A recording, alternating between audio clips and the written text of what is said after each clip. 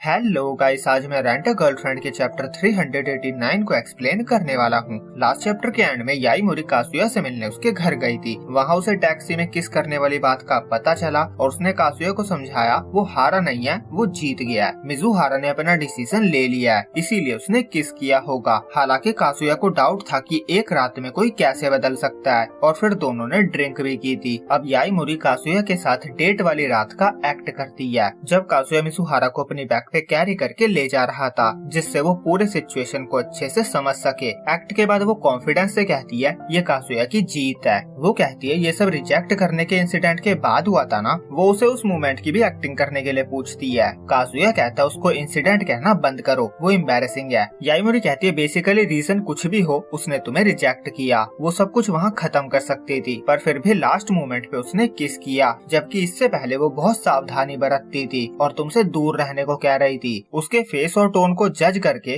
मुझे लगता है वो तुम्हें इतना ज्यादा टाइम वेट कराने के लिए गिल्टी फील कर रही होगी, और वो उन लड़कियों में से नहीं है जो गिल्टी होते हुए भी चैन से बैठ सके। उसने मुझसे इस बात को छुपाया, ये प्रूफ है कि उसे बुरा लग रहा था। कासुया भी सोचने लगा था कि वो सही कह रही थी, वो किस मायने रखती है। फिर वो कहता है पर क्या सच में वो एक रात में अपना डिसीजन बदल सकती है? ये कैसा थॉट प्रोसेस है? मैंने तो सुना था लड़कियों का दिल सीजन की तरह बदलता है, पर यहाँ तो लग रहा है वो टेंशन सीकर है और उसे खुद ये नहीं पता है। याईमोरी कहती है कभी कभी लड़कियां ऐसा करती है, शायद तुम्हारे जाने के बाद उसे तुम्हारी इम्पोर्टेंस समझ आई होगी, और या फिर वो तुमसे सुनना चाहती थी कि तुम अभी भी उससे प्यार करते हो। वो बताती है उसकी एक दोस्त की वीक में 2 बार उसके बॉयफ्रेंड से लड़ाई होती है और फिर सब ठीक हो जाता है। वो कासुया को अभी मिजुहारा को मैसेज करने को कहती है। कासुया कहता है पर मैं कहूँगा क्या? याईमोरी कहते हैं फर्क नहीं पड़ता, कुछ भी कह दो, और या फिर उससे उस किस का मतलब पूछो। कासुया सोचता है किस के बाद ये हमारी पहली बात होगी, पर मैं जितना टाइम लगाऊंगा ये उतना ही डिफिकल्ट होता जाएगा। वो उससे किसका मतलब पूछ रहा था, पर उसे लग रहा था कि वो ज्यादा प्रेशर डाल रहा है। याईमोरी कहती है कि इमोजी भी ऐड कर दो।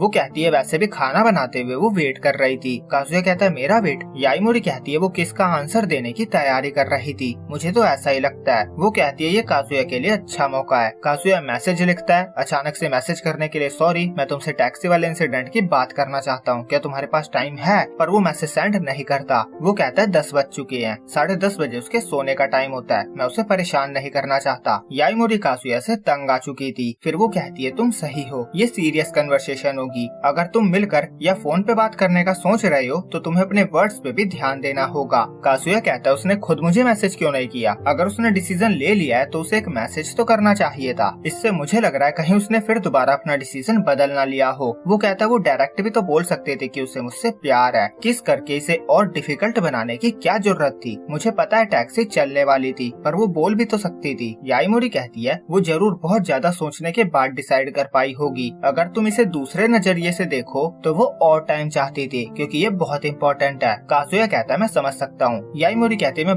बहुत ज्यादा खुश हूँ। वो हमेशा सावधानी बरतती थी, पर उसने बिना किसी रीजन के किस किया, मतलब तुम उसकी दीवार को तोड़ चुके हो। मिजुहारा ने बिल्कुल ऐसा ही कहा था, हवेंस में तुम्हें किस करने के उसके पास बहुत रीजन थे, उसकी रेंट अ गर्लफ्रेंड वाली जॉब, ग्रैंड माँ और तुम, पर एज अ प्रो ये एक्सक्यूज बेकार था, ये उसे भी पता था, पर फिर भी उसने चांस लिया। वो कॉन्फिडेंट नहीं थी और कंफ्यूज थी, पर उसने किसी चीज की परवाह नहीं की। वो चिसूरू मिजुहारा नहीं थी, वो चिसूरू इचिनोसे थी, नेकेड और बिना कुछ छुपाए। कासुया उसको नेकेड इमेजिन करके लाल हो रहा था। वो कहता नेकेड तो मत कहो। याईमोरी उसे समझाती है यही सही टाइम है। दूसरी तरफ मिजुहारा भी कासुया से बात करने की सोच रही थी। वो उसे मैसेज कर रही थी क्या तुम बात कर सकते हो, कि तभी उसे ओतामा का कॉल आता है। ओतामा उसकी एक्टिंग एजेंसी से है और उसका मैनेजर है, और शायद उसे कोई नया रोल या कुछ ऑफर हुआ होगा, जिसके लिए शायद उसे अभी मिलने जाना हो सकता है, या फिर अपना डिसीजन इमीडिएटली लेना होगा। जो भी हो ये हमें अगले चैप्टर में क्लियरली पता चलेगा। तो मिलेंगे आपसे अगले वेडनेसडे को इसके अगले चैप्टर के साथ।